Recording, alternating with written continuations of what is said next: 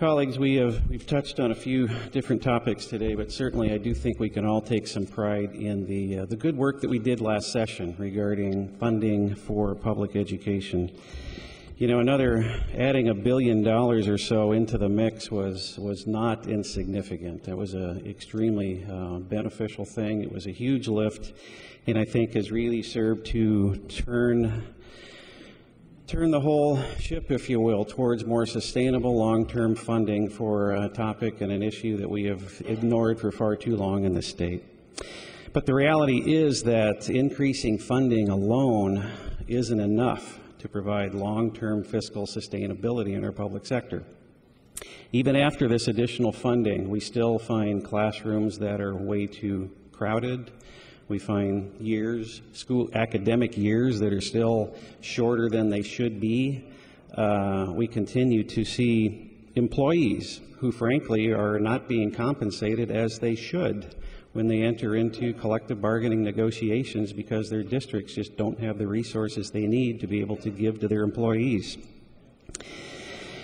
Because you see, the cost drivers continue to siphon precious resources out of these budgets in our public sector, and especially within our school districts, and they take these resources away from our students and away from our classrooms, away from our public safety officials. And therein lies the problem.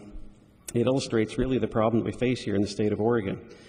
If any of you have happened by my office on the 4th floor of the House office chamber over the past, I don't know, 5 months or so, there's a very simple poster that I've had fastened there that maybe some of you have seen, but it just simply says 3 states, 3 economies, 3 different public employee retirement systems, and it contrasts Oregon, Washington, and Colorado. And what you see in there is that it's a very telling visual depiction that basically in Oregon we have a system of public employee retirement benefits that I believe is more than our economy in this state can sustain. That's the reality. It's not because, obviously, we've reached this point out of good intentions. We've wanted to take very good care of our public employees. We value them. They're important. They do vital work for us. But the problem, I think, that we all are at that point, and I think the state's at this point, is that it just isn't sustainable. Our economy can't sustain that level of investment.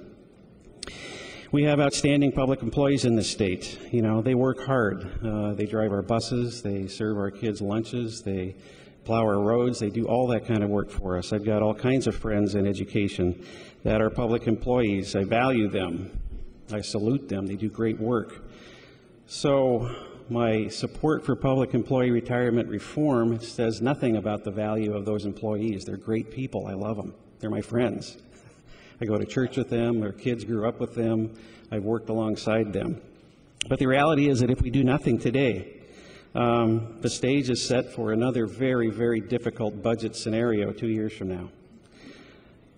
In the 15-17 biennium, if we take no further action at this point to try to lower the cost drivers, to try to reduce the unfunded actuarial liability, which will allow us to reduce employer rates, there's likely going to be another 5 to 6% raise in the employer rates.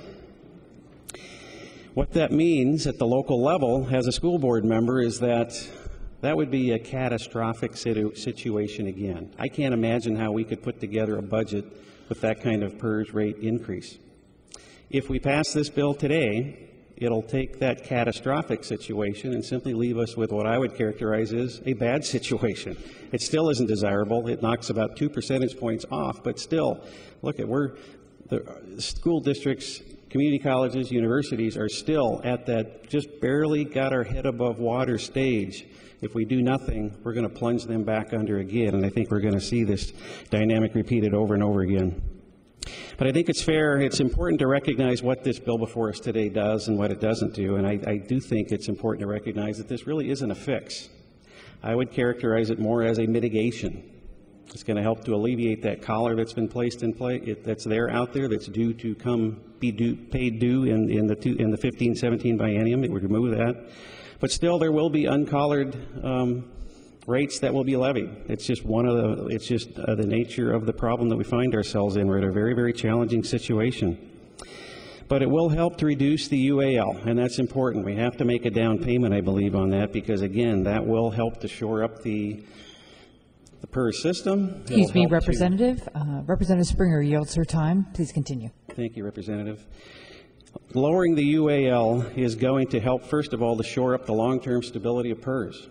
We've seen situations across this nation where there are systems that simply have become unsustainable, and members are the ones who are left out in the dark. We don't want to have that happen in Oregon.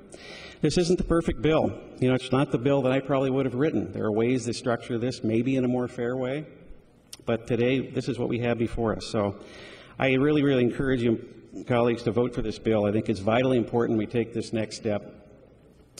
Your school districts are looking for this help. Your community colleges, your universities, your public employers across the state are asking for this help because it's necessary. And that together then we can continue to reinvest to find a more sustainable way to fund education in the state. I totally believe that this can open a door for a long-term, a comprehensive discussion on long-term comprehensive tax reform that I think can provide the stability that we're all looking for in this state, so we don't have to continually come back here biennium after biennium and squeeze benefits from here or raise taxes over here. So, colleagues, I strongly advise your support. Thank you.